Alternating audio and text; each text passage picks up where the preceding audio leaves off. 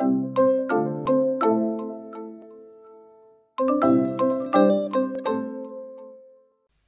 y a quelques jours, nous sommes entrés dans la fête de Pessah, et dans quelques jours, nous sortons de cette même fête de Pessah. La question traditionnelle de la fête est de se demander en quoi le premier soir, le Seder, première nuit, se distingue de toutes les autres nuits. Cette année, comme l'année dernière, on peut se demander en quoi ce Pessah se distingue de tous les autres Pessah, dans la mesure où, comme l'année dernière, bien que non confinés, nous avons à vivre sous couvre-feu, nous avons à respecter un certain nombre de distanciations dans une fête qui, généralement, est celle de la convivialité et de la proximité. D'une certaine manière, la fête de Pessah nous invite à penser la sortie du quotidien. Dans le texte de la Torah, il nous est dit à un moment donné « Lo alechem levado, yiria Adam » L'homme ne vit pas que de pain. L'homme ne vit pas que de pain parce qu'il vit également de l'enseignement de la Torah, de l'enseignement divin.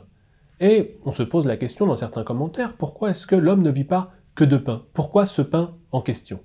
Parce que le pain, dans notre civilisation, et dans la civilisation biblique, était considéré comme l'aliment central, comme l'incarnation de toute forme d'alimentation.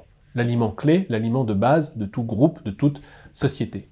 Et justement, pendant la fête de Pessah, le pain qui est consommé, c'est un pain particulier, un pain non levé, le pain de misère, le pain fabriqué dans la hâte par les enfants d'Israël au moment de quitter l'Égypte. Un pain qui nous fait sortir du quotidien, un pain qui nous fait sortir de nos habitudes. Et c'est peut-être ça aussi le fait d'être libre.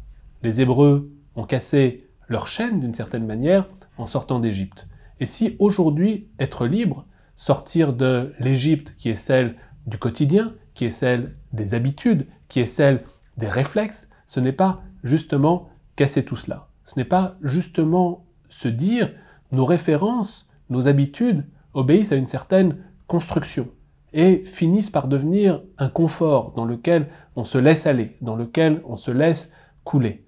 Un confort qui nous donne l'illusion d'une liberté, mais qui en réalité, d'une certaine manière, finit par nous asservir. Casser le quotidien pendant la fête, c'est manger du pain azime, c'est s'alimenter autrement, s'alimenter différemment.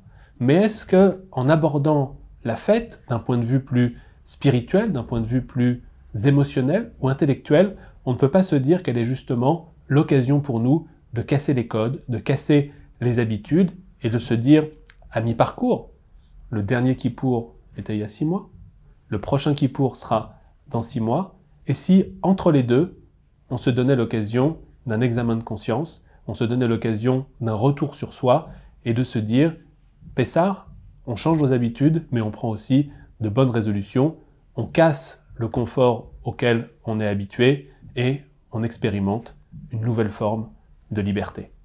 Chag Sameach et Shabbat Shalom à tous.